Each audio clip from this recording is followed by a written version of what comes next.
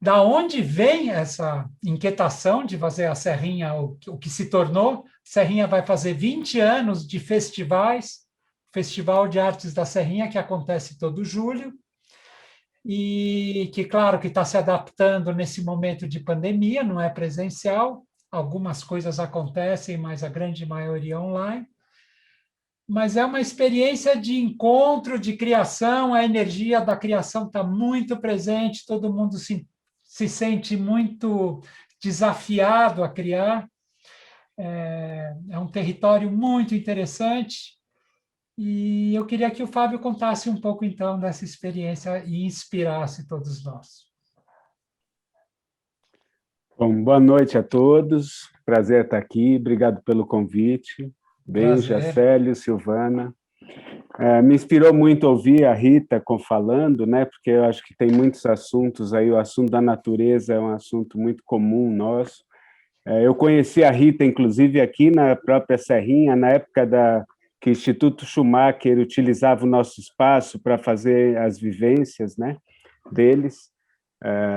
Recebemos o próprio Satish Kumar aqui também, uma vez, foi muito bacana. Então, assim, contando para a turma aí, né, que não conhece o nosso projeto, né, eu sou, como o Benjamin contou, eu sou artista plástico, assim, de quando eu era criança, praticamente, mas sempre muito inquieto e comecei a trabalhar, fazer cenografia para teatro já na escola, já trabalhava com o grupo de teatro, então minha vida, assim, sempre foi ligada às artes visuais, às artes plásticas, em princípio, mas eu acabei trabalhando como diretor de arte, cenógrafo e tal, para um monte de espetáculos, de música, de teatro. Decorei coisa de carnaval, trabalhei em escola de samba com Joãozinho 30, fazendo figurino para a comissão de frente de escola de samba. Trabalhei com mais de 50 artistas diferentes, como, né, sei lá, Elba Ramalho, Mosca, Vanessa da Mata, enfim, trabalhei bastante assim, e isso que me fez conhecer também um monte de artistas, né, de todas as áreas praticamente. Chegou um momento assim que minha trajetória acabou me levando por muitos e muitos caminhos, né?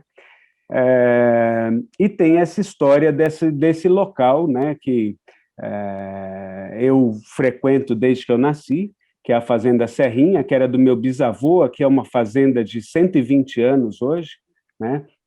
E esse meu bisavô era uma figura interessante, porque ele era republicano, abolicionista e político, foi prefeito de Bragança 3 vezes, teve muitos avanços aqui da cidade que vieram pela mão dele, como a própria luz elétrica, enfim, ele teve o segundo jornal da cidade.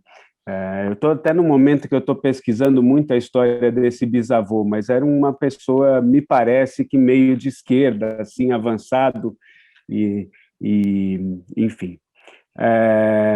Então, assim, essa fazenda, depois de passar pelo ciclo do café, né, meus avós e meu pai tentaram algumas culturas, como você falou mesmo, olaria, mas ou plantação de café, gado, enfim.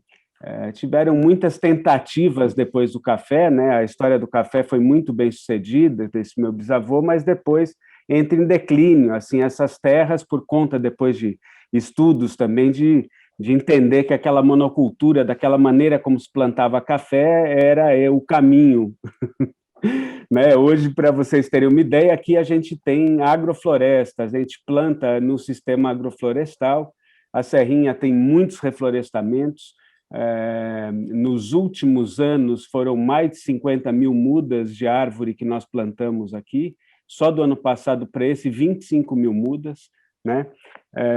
Então, quer dizer, a Serrinha hoje é um espaço que tem essa questão da preservação ambiental, né? A gente tem um parque natural aqui, né, que tem toda essa parte de reflorestamentos, nascentes preservadas e tal, e a arte, né? E que daí, através dessa minha atividade aí como artista, começaram a frequentar artistas aqui já desde da década de 80, né? e começaram a deixar obras, começamos a criar obras aqui em diálogo com a natureza, né? O que se chama de land art, né? Então, vários e vários artistas começaram a construir obras aqui, e, junto com isso, começa a se criar uma infraestrutura na fazenda para trabalhar com turismo, né? Esse turismo ecológico, turismo rural e tal, e turismo cultural agora, né? E hoje a subsistência da Serrinha se dá através de eventos que a gente mesmo promove, ou então de parceiros que vêm utilizar o nosso espaço, né, como universidades, escolas, enfim, empresas, enfim, tem diversos. A gente recebe aqui Greenpeace, Unesp, GV, empresas, grupos, enfim. Então virou um espaço assim para imersões, assim, né? Mas o nosso evento principal, há 20 anos, é um festival de arte, que é um festival de arte multidisciplinar, assim, né? A gente trabalha com literatura, artes visuais, cinema, música, moda, design, gastronomia, e tenta também interligar ainda com outros temas atuais, assim, né? Então, o festival tem anos que ele aborda questões de ciência, né, junto com a arte, como no ano passado. Já trouxemos, durante um festival, 6 etnias indígenas para ficarem com a gente aqui, dando oficinas e, enfim, contando as histórias deles. Construímos uma oca indígena aqui. Uma das obras de arte que a gente tem aqui é uma oca xinguana, né? Enfim, então aqui é um grande laboratório e um centro cultural rural, como você disse, assim, né? Um lugar que preza assim pela arte na sua essência, assim, na verdade, né? Aquela arte que não é a arte aquela arte que é a arte da pesquisa, a arte do erro e do acerto, a arte do encontro, né? Então, aqui a gente promove sempre essa coisa transdisciplinar, né? Assim, de multidisciplinar e transdisciplinar, apresentando artistas, trabalhando cinema junto com dança, junto com música, junto com moda, né? Enfim, então são hoje 20 anos. Nesse ano, na verdade, seria a 20ª edição do festival. A gente nunca, desde 2002, a gente não pulou nenhum ano, mas esse ano está um ano muito difícil, né? E tanto a questão da pandemia quanto a questão da cultura, né? Pela primeira vez a gente não tem um ano sem leis de incentivo vigentes, né? Assim, tanto no âmbito estadual quanto no âmbito federal, né? A Lei Rouanet está praticamente tentando extinguir a Lei Rouanet, que foi muito útil para a gente aqui durante muitos anos, né? E o PROAC ICMS, que era esse também que a gente captava aqui junto às empresas no estado de São Paulo, também não está ativo atualmente. Então, a gente tem essa dupla questão, e além de 20 anos ser uma data que era uma data para ser comemorada, né? Era uma data para a gente que queria estar junto aqui com muitos desses artistas, mais de 300 artistas que ajudaram a fazer esse festival, né? E então nós vamos aguardar para o ano que vem. Esse ano nós vamos pular o festival, nós vamos fazer em 2022 a 20ª edição, vamos fazer uma retrospectiva, enfim, nós vamos ter ações, até residências artísticas aqui durante o segundo semestre, mas nós não vamos chamar de festival, né? Até um momento até de fazer esse desabafo, entende? Da dificuldade que está, né, lidar com tudo nesse Brasil, principalmente, mas a questão cultural, né? O ano passado nós conseguimos fazer um festival ainda durante a pandemia, né? Porém, a gente já tinha patrocínio acertado já, né? Porque ainda não, essa questão do PROAC e tal estava ativa, né? Então, a gente teve patrocínios, então teve essa questão, e foi um dos poucos eventos que não foram cancelados também no ano passado. Então, enfim, a gente teve até a expectativa nossa de patrocínio era menor do que o que aconteceu de fato. Então, conseguimos fazer 6 meses de atividade, colocamos mais de 30 programas na internet, fizemos umas 4 residências diretamente da Serrinha, e transmitidas daqui para fora, né? Teve todo esse aprendizado de lidar com a tecnologia, ter que lidar com essa questão dos esses streamings, do Zoom da live, tudo isso, né? Foi importante porque a gente empregou a nossa equipe também, né? Putz, não deixamos as pessoas na mão, conseguimos colocar assim mais de 50 artistas foram contratados também para fazerem oficina, show, tudo isso. Fizemos drive-in, enfim, fizemos o que foi possível dentro desse cenário de pandemia e para trabalhar com segurança e tudo isso, né? Agora, esse ano me parece que está pior a situação. Deixa eu te falar uma coisa, eu queria conversar um pouco, porque eu acho que a Serrinha tem coisas muito particulares, né? Então, assim, é possível, por exemplo, você num festival da Serrinha, às 3 da manhã, encontrar um grupo de artistas trabalhando em alguma coisa. Sim, totalmente. Totalmente.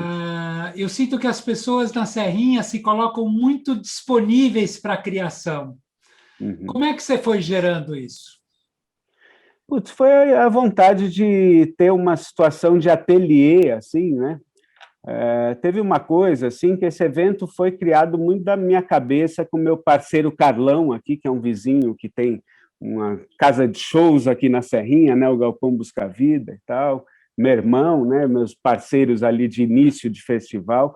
Mas a ideia era fazer um formato que fosse totalmente diferente de tudo quanto era curso, faculdade, né? A gente vinha muito conhecia muito esse ambiente, né, do que eram os cursos de arte, etc. A gente quis criar uma coisa mais parecida com a vida do artista como ela é, né? Então, isso que você falou é totalmente verdade. Às vezes, um ateliê, por exemplo, de pintura aqui, você chega às 7 horas da manhã, tem uma pessoa que adora acordar às 5 para pegar a primeira luz do dia, para pintar. E você chega às 4 da manhã, tem alguém que é boêmio, que gosta de tomar um vinho e ficar pintando na madrugada. Então, isso acontece, né? Eu já tive oficinas aqui, por exemplo, o Teatro da Vertigem, e que era a propósito deles ficarem 2 dias acordados, produzindo roteiros e filmando e fazendo experiências assim meio limite, assim, né? Então a gente abre realmente para essa possibilidade dos artistas criarem assim um pouco sem, né? Já recebemos Zé Celso fazendo peça com todo mundo pelado ali em cima do pasto, né? Assim, fizemos, enfim, né? Foram muitas atividades. Naná Vasconcelos deu aula aqui, Irmãos Campana de design, Ronaldo Fraga, gastronomia, enfim, né? É uma coisa muito rica, assim. Muitos artistas se conheceram aqui. Teve um ano, estava aqui o Nuno Ramos e vem a Mariana Aidar fazer um show. Eles se conheceram, fizeram um disco juntos. Tem um disco da Mariana Aidar que o Nuno compôs todas as canções e eles se conheceram aqui, né? O Bené Fonteles colaborou com o Ronaldo Fraga num desfile, numa exposição que era sobre o Rio São Francisco, que era o tema do Bené, e que ele aplicou para o Ronaldo. Enfim, né? Já fizemos os mais diversos cruzamentos, né? Cineastas também, Helena Inês, por exemplo, já fez filme aqui com o Ney Matogrosso, né? Um filme onde o Ney se apropriava das obras de arte da Serrinha como se fossem de autoria dele. O personagem dele, o Barão, era como se fosse o meu Ghost. Eu era o Ghost, que fazia as obras de arte do Barão, né? E, enfim, né? Uma outra coisa que, desculpa, só um comentário. Uma outra coisa que me chama muita atenção na experiência da Serrinha é que várias obras poderiam ser consideradas transgressoras, digamos. Mas na Serrinha, parece que há uma harmonia tal entre as coisas que você não tem a menor diferença entre o que poderia ser uma obra religiosa e uma obra transgressora. O que você teria a dizer disso e se isso faz sentido para você? Porque acho que é algo que a gente nunca conversou, mas que é uma Não, coisa... faz sentido, e você acredita que ontem eu tive uma reunião na Universidade de São Francisco aqui, tá? a USF, aqui em Bragança, que é a maior universidade da cidade aqui, né? E tem um frei que é artista, que é o Frei Pedro, e que é muito nosso amigo e que já deu aula aqui, já foi aluno e tudo. E ontem ele estava há muitos anos morando fora de Bragança, e ontem ele estava esperando para essa reunião, que era para tratar de um outro assunto, eles são nossos parceiros aqui e tal. E o Frei Pedro é isso, eu já tive encontro de Frei Pedro com o Zé Celso, debatendo assim com o público e tal, mas muito respeitosamente, né? O Frei artista e o Zé Celso, né? E tal, querendo ali polemizar, o Zé Celso é aquela figura, né? Que a gente conhece, né? Mas aqui realmente eu também já vi encontros assim muito inóspitos assim, né? E de idades também, né? O público do festival é majoritariamente, eu acho que entre 20 e 30 anos, por exemplo, deve ser mais de 50%, 60% do público. Mas os outros 40% têm desde 5 anos de idade até 80. Eu tenho alunos, tenho mais de um aluno com 80 anos de idade, e criança também frequenta, porque a gente tem o festival infantil, tem toda uma atividade que a gente desenvolve para as crianças, né? Além de todo um trabalho, também estou contando aqui um pouco a ideia mais conceitual, mas a gente é muito próximo também da comunidade nossa aqui, né? Então, há muito, desde o primeiro festival, a gente trabalha com as crianças, com os jovens, dentro do possível, durante o ano, tem um projeto agora que é o Rota das Artes, que dá oficina para os jovens de teatro, cerâmica, formação de banda de música. Temos somos muito próximos aqui da escola estadual, próxima da gente, e, enfim, recebemos aqui esse ano, por exemplo, a aula inaugural da escola estadual aqui, que é de ensino médio. O diretor me pediu e trouxe 40 professores para fazerem uma caminhada aqui dentro da Serrinha, para olharem as obras, conversar com a gente e tal.